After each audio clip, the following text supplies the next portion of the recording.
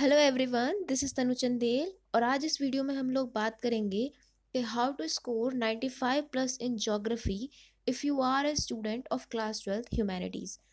तो देखो, वीडियो शुरू करने से पहले मैं आप लोगों को दो बातें बताना चाहूँगी।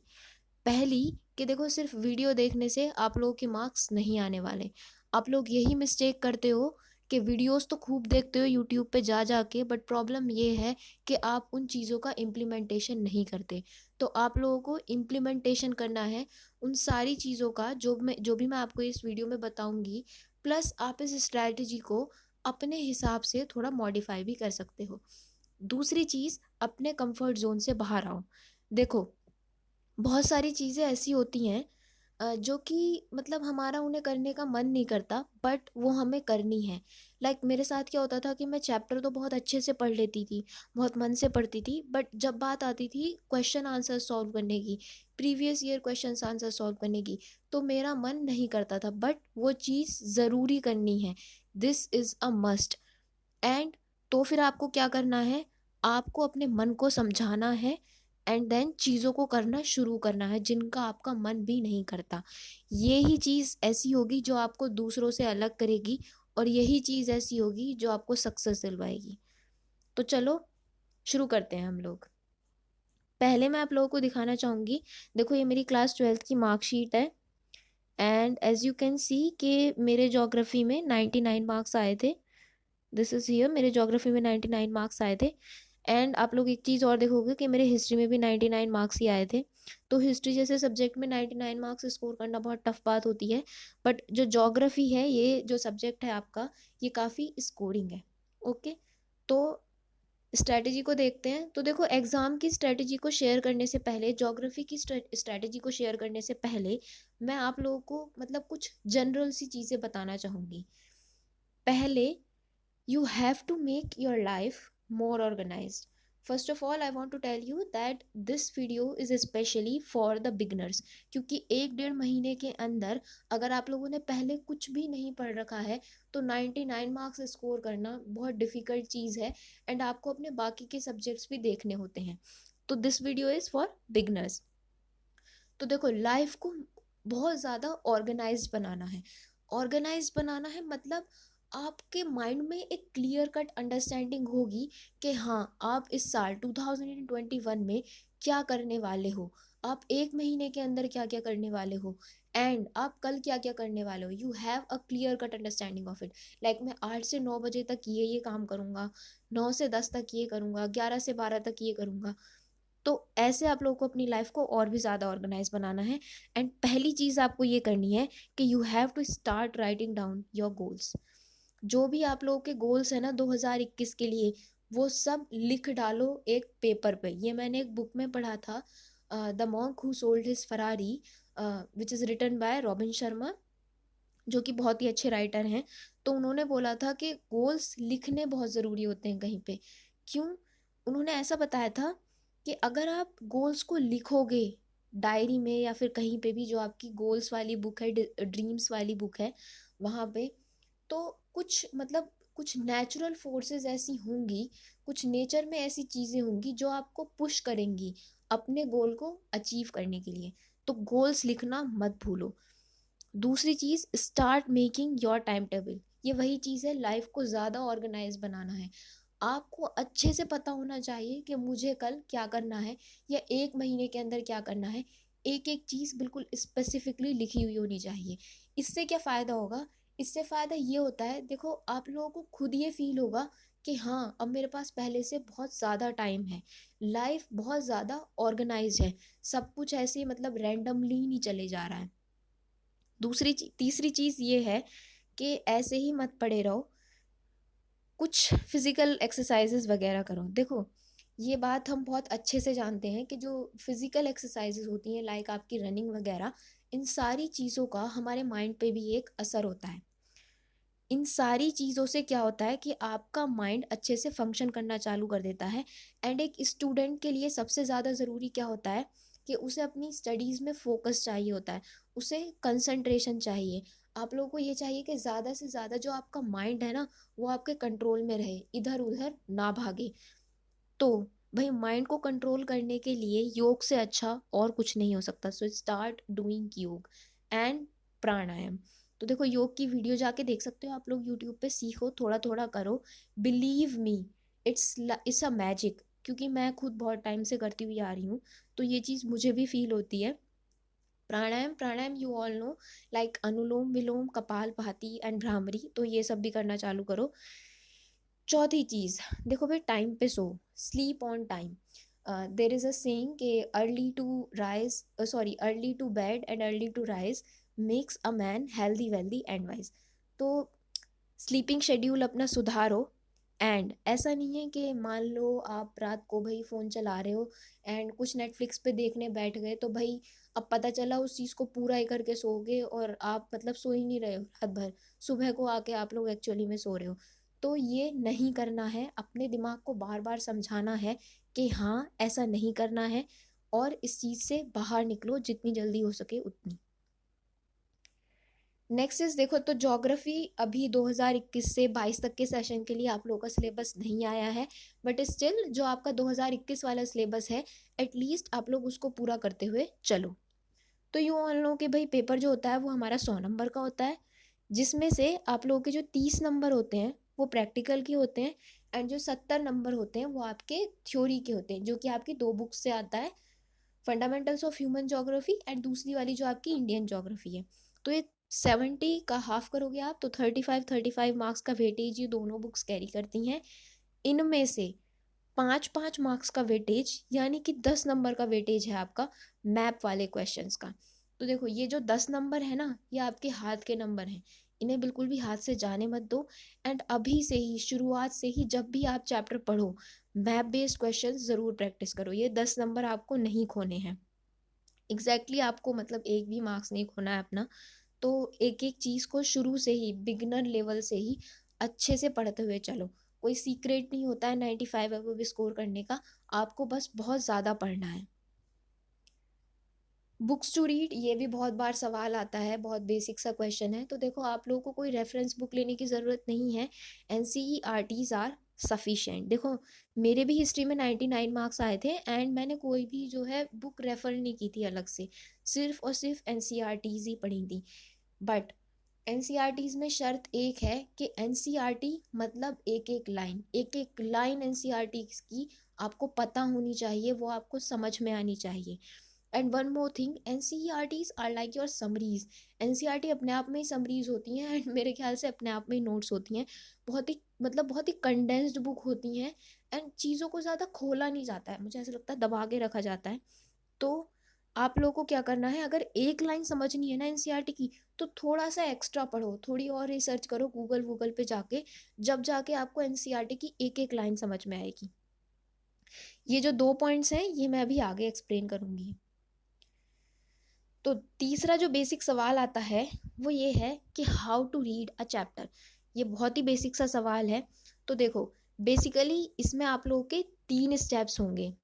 पहला स्टेप, आपको जो किसी भी चैप्टर की, मान लो आप पहली बार किसी चैप्टर को पढ़ने बैठ रहे हो, तो जो आपको उसको फर्स्ट रीडिंग देनी है ना, वो थोड़ी सी क्विक होनी चाहिए, है ना, एकदम जल्दी से पढ़ डालना है। आपका मेन एम यहाँ पे सिर्फ यही है कि सिर्फ एक आइडिया लेना है कि हाँ ये चैप्टर किस चीज़ के बारे में है।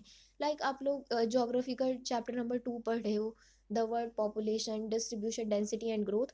तो सिर्फ एक आइडिया लो, चैप्टर को ब्राउज करो कि अच्छा इसमें पैटर्न्स ऑफ पॉपुलेशन डिस्ट्रीब्यूशन है, कि भैया कहाँ पे कितने लोग रह रहे हैं, एंड जो आपकी वर्ल्ड की डेंसिटी है पॉपुलेशन की वो कैसी है, क्या क्या फैक्टर्स हैं जो आपकी पॉपुलेशन को, मतलब पॉपुलेशन डिस्ट्रीब्यूशन को डिसाइड करते हैं। तो ऐसे सिर्फ एक क्या कहते हैं, सिर्फ एक थोड़ा सा आइडिया लो कि हाँ ये चैप्टर इस चीज़ के बारे में है। सेकंड जो स्टेप है वो ये है कि आप लोगों के पास अब 2 ऑप्शन हैं। देखो सेकंड स्टेप में, पहला, आप चाहो तो उस चैप्टर से रिलेटेड, उस चैप्टर को लेके यूट्यूब पे एक लेक्चर देख लो। अब देखो ये लेक्चर कोई ऐसा देखने मत बैठ जाना जहाँ पे जो क्या कहते हैं टीचर है वो आपको सिर्फ जो इंग्लिश में लाइंस लिखी हुई है ना उनका ट्रांसलेशन करके सिर्फ हिंदी में बता दे। तो ऐसा नहीं करना है। मैंने जो अपने चैनल पे आप लोगों को ज्योग्राफी के चैप्टर समझाए हैं वो बहुत ही अच्छे से समझाए हैं, बहुत सारे एग्जांपल्स के साथ समझाए हैं, एंड बहुत अच्छे से एक कनेक्शन बिल्डिंग पे मैंने फोकस किया है। या फिर दूसरा ऑप्शन है आप लोगों के पास कि आप उस चैप्टर को खुद पढ़ो। खुद कैसे पढ़ो? बहुत ही दरोली पढ़ना है, एकदम आप लोगों को चैप्टर के अंदर सबमर्ज हो जाना है। अगर आप लोग वर्ड पॉपुलेशन पढ़ रहे हो तो चैप्टर के अंदर बिल्कुल सबमर्ज हो जाओ। लाइक हाउ, बताती हूँ। देखो फॉर एन एग्जाम्पल कि आप लोगों के जो चैप्टर की शुरुआत है ना, उसमें आप लोगों को एक जोग्राफर का नाम दिया हुआ है जिसका नाम है जॉर्ज बी क्रेसी। तो जॉर्ज बी क्रेसी ने एक स्टेटमेंट दिया था एशिया की पॉपुलेशन को लेके, जिसमें उन्होंने हमें ये बताया था कि Asia has many places where people are few and few places where people are many. इस स्टेटमेंट को समझो, वो क्या कहना चाह रहा है, एंड देन थोड़ा सा इमेजिन करना स्टार्ट करो। अपने माइंड को थोड़ा, दिमाग को थोड़ा चलाना चालू करो। सोचो, अच्छा हाँ, एशिया में कौन कौन सी कंट्रीज आती हैं? एशिया में कंट्रीज आती हैं आपकी Arabian countries like Saudi Arabia, Iraq, Iran, and कुछ सेंट्रल एशियन कंट्रीज लाइक हुई आपकी Kazakhstan, Mongolia, Afghanistan. And Asia में तो हमारा इंडिया और चाइना भी आता है। तो यू ऑल नो कि Arabian countries and central Asian countries में ज़्यादा पॉपुलेशन नहीं रहती है, बट इंडिया और चाइना तो भाई वर्ल्ड की मोस्ट पॉपुलस कंट्रीज हैं।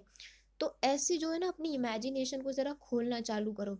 जितनी भी चीज़ें आप लोगों के दिमाग में आए, कोई भी पैराग्राफ पढ़ते हुए, वो सारी चीज़ें मतलब बराबर में ही बुक में नोट डाउन कर लो पेंसिल से ज़्यादा कनेक्शन बिल्डिंग मतलब करने की सोचो। इससे क्या होगा, चीज़ें आपके माइंड में ज़्यादा टाइम तक रिटेन रहेंगी। थर्ड स्टेप, थर्ड स्टेप में आने से पहले आप लोग एक काम करो कि या तो आप सैम्पल पेपर्स खरीद सकते हो अभी से, या फिर एक वेबसाइट है learncbse.in, वहाँ पे जाओ। वहाँ पे आप लोगों को हर चैप्टर के जो है ना प्रीवियस ईयर में जो क्वेश्चंस पूछे गए हैं वो मिल जाएंगे। तो अभी आप लोगों को क्या करना है कि क्वेश्चंस को ऑब्जर्व करो। पॉपुलेशन डिस्ट्रीब्यूशन चैप्टर से जितने भी क्वेश्चंस पूछे गए हैं उन्हें ऑब्जर्व करो, फिर एक क्वेश्चन उठाओ, एंड जिस टॉपिक से वो क्वेश्चन आपको पूछा गया है उस टॉपिक पे जाओ, उसको पढ़ो अच्छे से खुद। कीवर्ड्स मतलब ढूंढो, वहाँ के कीवर्ड्स जो उस पैराग्राफ के अंदर हैं। देखो कीवर्ड्स क्या होंगे? कीवर्ड्स वो होंगे किसी भी जो सेंटेंस है उसकी जान होंगे। अगर आप उन कीवर्ड्स को निकाल दोगे तो उस सेंटेंस का मतलब ही खत्म हो जाएगा। तो कीवर्ड्स ढूंढो, एंड देन अभी अपना आंसर फ्रेम करो। सही है, अच्छे से आंसर लिखो अपना, एंड देन फिर उसके बाद में आप लोगों को क्या करना है कि हाँ, एक और चीज़ आप लोगों को ध्यान रखनी है कि ये भी जो आप कीवर्ड्स ढूंढोगे ना, इनको आपको मेमोराइज कर लेना है बहुत अच्छे से। देखो यही कीवर्ड्स हैं जो आंसर राइटिंग में आप लोगों की हेल्प करेंगे। आप ये जो सेकंड स्टेप था, अगर आप लोग इस चैप्टर को खुद से पढ़ रहे हो तो आप इस सेकंड स्टेप में अपने खुद के नोट्स भी बना सकते हो। वैसे तो एनसीईआरटीज़ खुद ही इतनी शॉर्ट होती हैं, बट फिर भी अगर आप लोग चाहते हो कि हाँ, ये जो इन्फॉर्मेशन दी हुई है बुक में, मैं इसको बहुत अच्छे से और ऑर्गेनाइज कर सकता हूँ, तो हाँ, आप लोग नोट्स बना लो। एंड अगर आप लोगों ने वीडियो देखी है यूट्यूब पे, तो आप इस थर्ड स्टेप में अपने नोट्स बना सकते हो, क्वेश्चन आंसर्स भी कर सकते हो। एंड एक और चीज़ जो आपको यहाँ पे करनी है, जब आप लोग पीछे क्वेश्चंस एंड आंसर्स देख रहे होगे वेबसाइट पे या सैम्पल पेपर पे, तो अभी आप लोगों से 1 मार्क क्वेश्चंस बहुत ज़्यादा पूछे जा रहे हैं।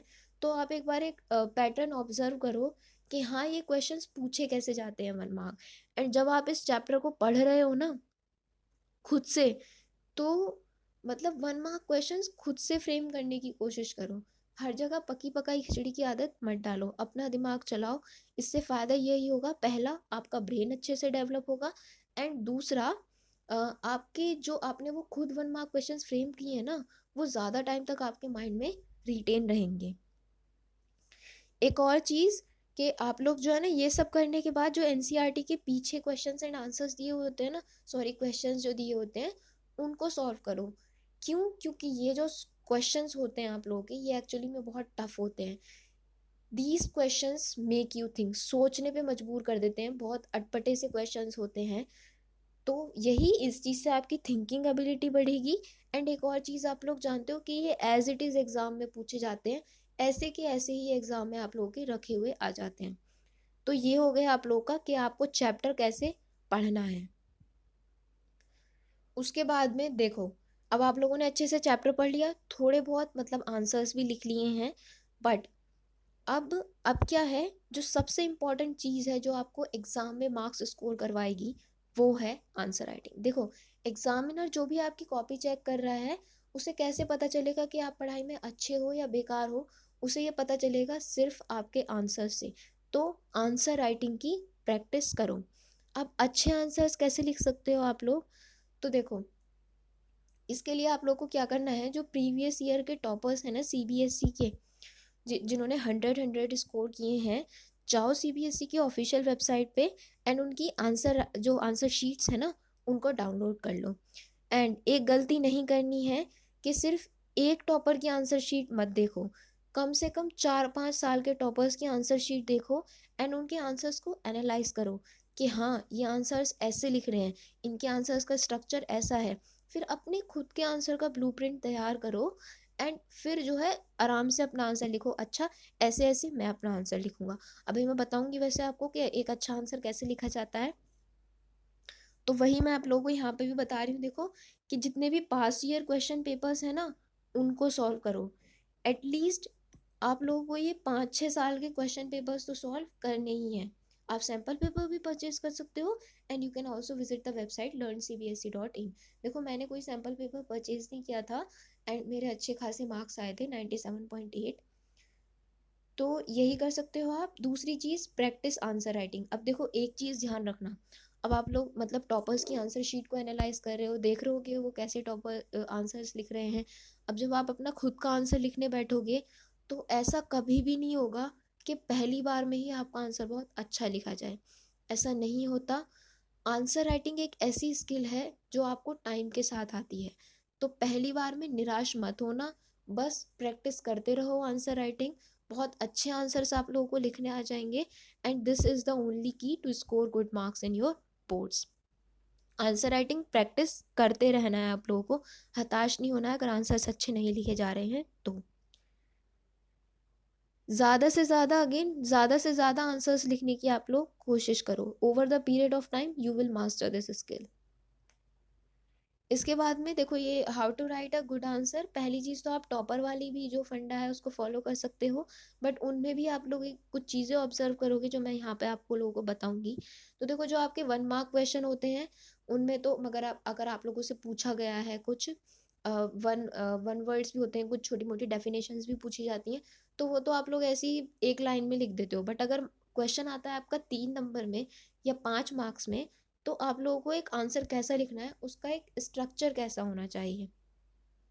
स्ट्रक्चर कुछ ऐसा होगा कि पहले आप लोग दोगे आंसर में इंट्रोडक्शन, दूसरा बॉडी, बॉडी में वो आएगा एक्चुअली में जो आपसे क्वेश्चन में पूछा गया है, एंड फिर आपके तीसरा है कंक्लूजन।